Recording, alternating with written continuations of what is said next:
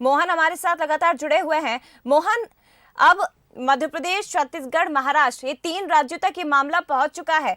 Chhattisgarh police आती है मध्य प्रदेश के खजुराहो और गिरफ्तार करके ले जाती है कालीचरण को। लेकिन अब मध्य प्रदेश सरकार ये कह रही है, गृह मंत्री नरोत्तम मिश्रा ये कह रहे हैं कि छत्तीसगढ़ सरकार को ऐसा नहीं करना चाहिए था, इंटर स्टेट प्रोटोकॉल का उल्लंघन किया गया है, चाहती तो नोटिस देकर बुला सकती थी।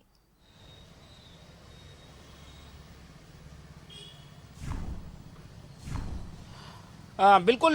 देखिए, इस तरीके के प्रकरणों में कोशिश तो यही की जाती है कि पहले नोटिस दी जाती है और नोटिस के बाद जो है वो आगे की कार्रवाई की जाती है और उसके तहत अगर आरोपी जो है वो थाने में पहुंचकर अपना पक्ष नहीं रखता है तो गिरफ्तारी के लिए आगे की प्रक्रियाएं जो हैं वो की जाती है। लेकिन ये प्रकरण काफ़ी गंभीर हो चला था, लगातार इसको लेकर पॉलिटिकल प्रेशर भी था और ये बातें भी उठ रही थी कि ऐसे व्यक्ति जिसने महात्मा गांधी के बारे में टिप्पणी की है उस पर पुलिस कार्रवाई क्यों नहीं कर रही है।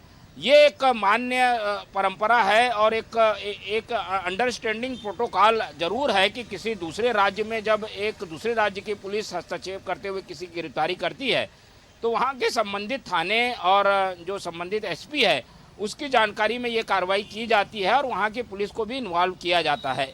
हालांकि इसको लेकर कोई कानूनी बाध्यता नहीं है, पर एक आपसी तालमेल के लिए राज्यों में इस तरीके के जो नियम है या परंपराएं हैं वो बने हुए हैं और इसीलिए शायद इस बात का हवाला मध्य प्रदेश के गृह मंत्री दे रहे हैं कि मध्य प्रदेश पुलिस को जानकारी देकर गिरफ्तारी करनी थी। हालांकि छत्तीसगढ़ के रायपुर के जो एडिशनल एसपी हैं वो इस बात को कह रहे हैं कि मध्य प्रदेश के पुलिस और संबंधित थाने को जानकारी दी गई थी, पर ये जानकारी कब दी गई, गिरफ्तारी के बाद दी गई या गिरफ्तारी से पहले दी गई, इसको लेकर चीज़ें स्पष्ट नहीं है और इसी बात को लेकर शायद मध्य प्रदेश आपत्ति जता सकता है क्योंकि छत्तीसगढ़ पुलिस को इस बात की भी आशंका थी कि ये चीज़ें लीक हो सकती हैं, कालीचरण वहाँ से भाग सकता है। शायद इसलिए भी जो है वो मध्य प्रदेश पुलिस को जो है इस बात की जानकारी नहीं दी गई होगी।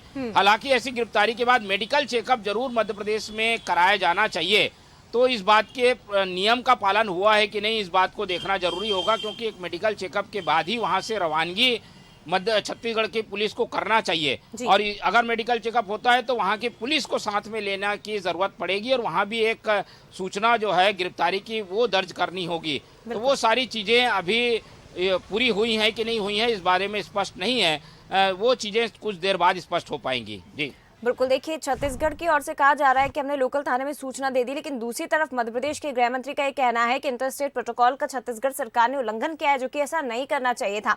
हालांकि अब रायपुर पुलिस ने गिरफ्तार कर लिया है, कालीचरण को रायपुर ले जाने की तैयारी है, लेकिन ये मामला अब मध्य प्रदेश छत्तीसगढ़ में आ चुका है और उसके बाद बयानबाजियां भी तेज हो गई है। फिलहाल धन्यवाद आपका मोहन, तमाम जानकारी के लिए, तमाम बातचीत के लिए। नजरें आप बनाए रखिएगा, अपडेट्स आपसे लगातार लेते रहेंगे। तो रायपुर में महात्मा गांधी को लेकर अपशब्दों का इस्तेमाल करने वाले कालीचरण महाराज को गिरफ्तार कर लिया गया है और कालीचरण महाराज को छतरपुर के खजुराहो से रायपुर पुलिस ने गिरफ्तार किया, जिसे अब रायपुर ले जाने की तैयारियां की जा रही है। लेकिन कौन है कालीचरण महाराज, ये भी आपके लिए जानना जरूरी है। आपको बता दें, कालीचरण महाराष्ट्र के अकोला के शिवाजी नगर का रहने वाला है। 48 साल का कालीचरण महाराज, जिसका असली नाम अभिजीत धनंजय सराग है। हालांकि आपको ये भी बता दें कि अभिजीत के पिता की अकोला के जैन चौक में एक मेडिकल शॉप है और 8वीं तक की पढ़ाई इसने की है टाउन जिला परिषद स्कूल में। 8वीं तक की शिक्षा ग्रहण की। इंदौर में मौसी के घर रहने के दौरान कालीचरण महाराज भैयूजी महाराज के संपर्क में आए, उनसे जुड़े और हालांकि राजनीति में भी हाथ उन्होंने आजमाया, लेकिन सफलता नहीं मिल सकी। 2017 के अकोला नगर निकाय चुनाव में मैदान में उतरे, लेकिन हार मिल गई और उसके बाद सुर्खियां बटोरी भोजपुर में शिव मंदिर में शिव तांडव स्तोत्र का पाठ किया था, जिसका वीडियो तेजी से सोशल मीडिया पर वायरल हुआ और उसके बाद कालीचरण सुर्खियों में आए थे, उसी से उन्हें प्रसिद्धि मिली थी।